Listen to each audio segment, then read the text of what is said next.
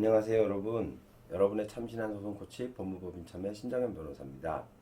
오늘은 여러분들께 재혼하실 때 고려해야 될 부분들에 대해서 말씀을 좀 드리고, 재혼하는 데 있어서 많은 걸림돌이 되는 그 추후의 재산 문제를 미리 약정할 수 있는 방법에 대해서 알려드리고자 합니다. 많이 재혼을 이제 하시는 분들은 대부분 이혼을 먼저 하셨기 때문에 아픔이 좀 크게 남아있죠. 그래서 그 이혼 과정에서의 그런 어려움, 또 자녀가 없다면 모르지만 각자의 자녀가 있는 그런 문제, 그 다음에 재산도 이미 어느 정도 형성이 되어 있는 부분들이 많기 때문에 그런 것들이 부담이 돼서 서로 결혼을 주저하는 경우도 있습니다. 물론 그 사실혼 관계로 지내는 것도 크게 나쁘진 않습니다. 요즘 같은 때 굳이 등기를 그 부부 혼인 신고를 하느냐 마느냐의 문제가 그렇게 큰 문제가 되는 것 같지는 않습니다만, 그래도 법적으로 보장받는 부부가 되기 위해서는 혼인 신고를 하는 것이 더 좋을 수도 있습니다. 그때 가장 큰 문제가 되는 게 이제 그 재산 문제이죠. 이미 그 이혼들은 한 번씩 해봤던 경험들이 있기 때문에 이혼을 어떻게 하는지는 알고 있습니다. 근데 이혼의 문제는 크게 두 가지죠. 크게 세 가지죠. 하나는 그 위자료 문제, 그리고 두 번째는 좀 큰 문제일 수 있는데 양육권, 미성년자 자녀가 있을 경우에 양육권의 문제가 심각하게 다뤄지고 있고, 그 다음에는 이제 혼인 기간 중에 형성된 재산을 어떻게 분할할 것이냐의 문제를 가지고 있죠. 근데 재혼하시는 분들 경우에는 이제 자녀에 대한 문제는 어느 정도 해결이 되었을 것입니다. 자기가 지금 그 친권과 양육권을 가지고 있거나 아니면 전 남편이나 전 부인이 친권과 양육권을 가지고 있겠죠. 근데 이제 각자 재산들이 있는 상태에서 초혼의 경우에는 대부분 가진 재산들이 없이 이제 시작을 하니까 큰 문제가 없이 대부분은 앞으로 형성될 재산에 대해서만 문제가 되는데, 이제 재혼의 경우에는 각자 그 재산들이 있죠. 그러니까 그것에 대해서 문제를 어떻게 할 것인가가 이제 큰 걸림돌이 되는 거죠. 그래서 혼인 전에 그 민법에 따라서 부부재산 약정서라는 것을 만들어서 이거를 법원에 등기를 해놓는 방법이 있습니다. 이거는 그 젊은이들이 좀 재미로 하는 혼전계약서 이런 거랑은 성격이 달라요. 그 혼전계약서는 둘간에 어떻게 한다 이런 내용, 밥은 누가 하고 이런 내용들인데 그런 거는 그냥 뭐랄까 그냥 어떤 신사적인 조항으로 하는 것이지 법적인 구속력 자체는 나중에 크게 가지기는 어렵습니다. 근데 부부재산 약정서는 그거보다는 훨씬 더 무겁죠. 먼저 이 부부재산 약정서의 내용을 보면 제가 그 내용들을 여기다 올려드릴 텐데요. 먼저 그 부가 될 자, 그러니까 아직 혼인신고를 하면 안 됩니다.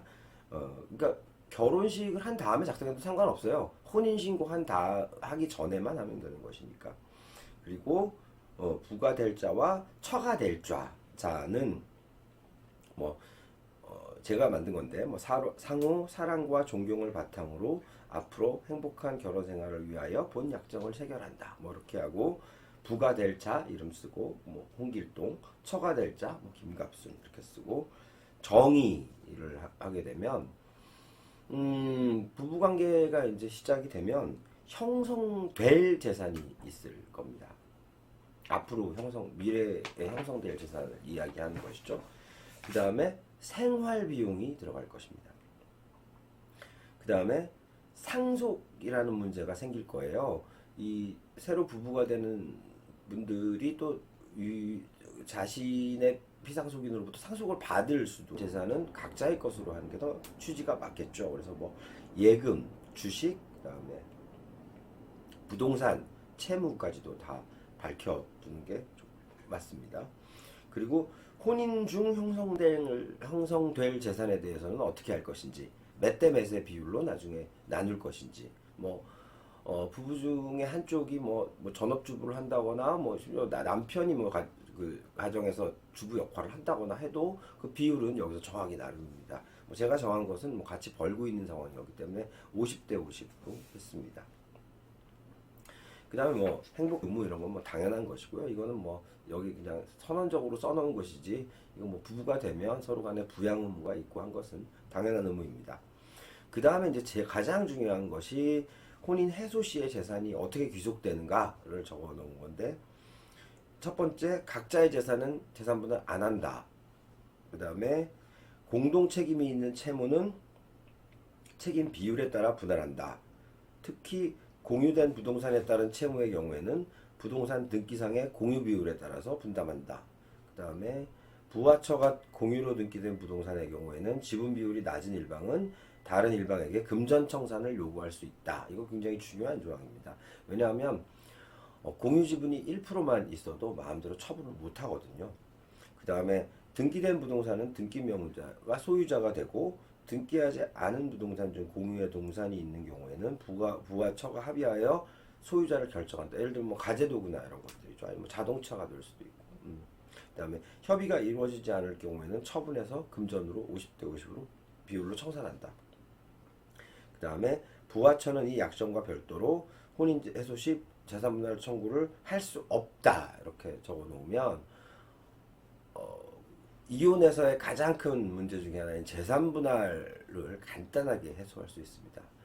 또 이 부부재산 약정을 가장 많이 사용하고 있는 곳이 뭐 재벌가와 연예인 간의 결혼이라든지, 아니면 뭐 연예인과 연예인 간의 결혼이라든지, 이런 경우에 이런 부부재산 약정을 해서 등기를 해두면, 만약 아이가 없다면 송혜교 씨, 요번에 송혜교 씨, 송중기 씨 같은 경우인데, 아마 그분들은 이런 재산 분할 약정을 해두었을 것 같아요. 뭐 혼인 전에 이미 재산들이 나눠져 있었고, 버는 게 소속사가 다르니까 너무 뻔하게 나누어지고 하니까 이 약정만 있다면 뭐 이혼한다만 결정하면 되는 거기 때문에, 거기다가 또 이번에는 조정 신청을 하지 않았습니까? 그러면 이혼 조정 신청을 하면 당사자가 가지 않고도 법률 대리인들이 가서 이혼을 다 할 수 있습니다. 그럼 가장 간단하게 이혼하는 방식이 될 수도 있습니다. 그리고 뭐 중거법은 당연히 뭐 대한민국으로 해야 되고, 작성은 어떻게 하고 어떻게 한다. 그래서 이 내용 자체를 뭐 공증하고 이러는 게 아니고요. 등기소에 등기를 하는 것입니다. 그러면 이제 마치 부동산이나 이런 것처럼 이 계약서 자체가 등기가 되어요. 그러면 서로 간에, 부부 간에 여러 가지 나중에 생길 수 있는 재산 간 다툼 이런 것들을 미리 보호할 수 있겠죠. 그리고 오히려 이런 약정을 하고 재혼을 하거나 아니면은 복잡한 경우에는 결혼을 하는 것이 더 나중에 지저분해지지 않는, 그러니까 오히려 더 사이를 지킬 수 있는 그런 방법이 될 것 같아서 오늘 부부재산 약정에 대해서 소개해드렸습니다. 지금까지 여러분의 참신한 소송 고치 법무법인 참의 신정현 변호사였습니다. 감사합니다, 여러분.